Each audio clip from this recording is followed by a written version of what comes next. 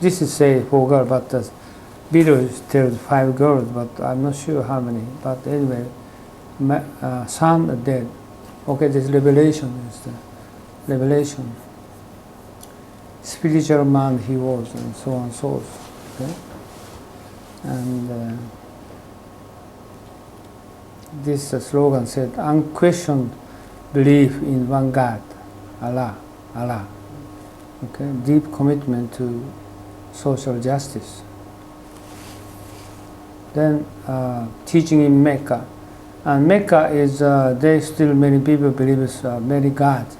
So he prosecuted there. He escaped there to the moving to Medina. And Medina, he stayed there several years and finally going back to Mecca. And this is, at this time I studied this one. Why he couldn't stay in Mecca?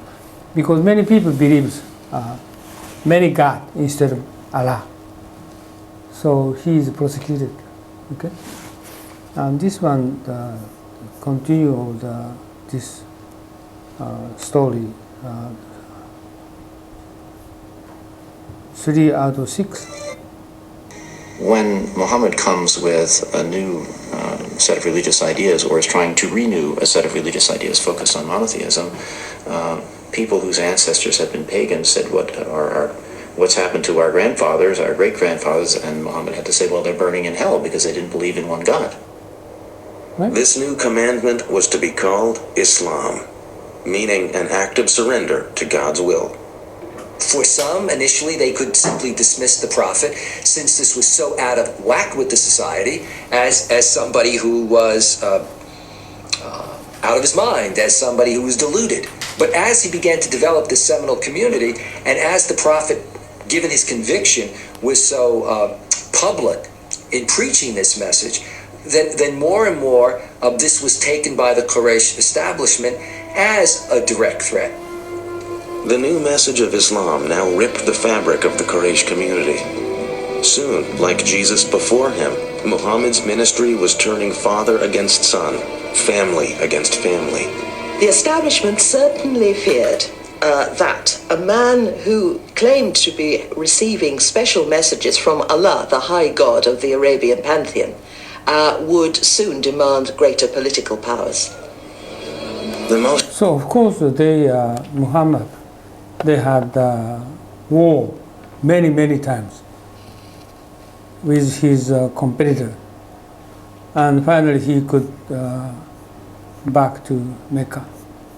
Okay, next slide shows return to Mecca and attack on Mecca caravans. It means he battled against those caravans against him, and united Arab world and spreading Islam, Muhammad teaching first, and principle of religion was for people to completely surrender themselves to the one true God, Allah. And this is the final, the last one is video is. I show you 1 minute.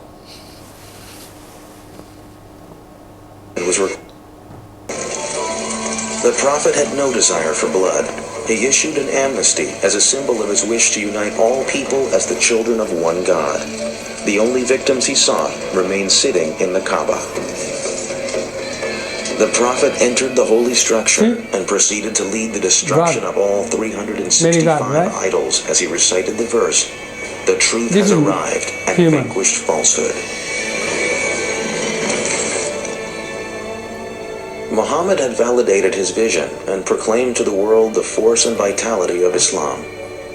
By the time of his death, June 632, the Prophet had brought peace to Arabia. He had transformed a religion of many gods into a powerful monotheism based on a moral and ethical guide for daily living. But Muhammad's death was actually the birth of the great age of Islam. Within 100 years, the words of the Prophet spread from Arabia to the world. As Arab culture mixed with Greek and Byzantine learning, an era of Islamic enlightenment brought enormous advances in mathematics, astronomy, medicine, literature, and architecture. Who would have thought today, let alone then, that a man who is described as born an orphan into a divided Arabian society, illiterate, a caravan manager, would create a religious tradition that within 100 years of his death, its physical presence would spill out of Arabia, go all the way to North Africa and all the way over to India. And he always warned his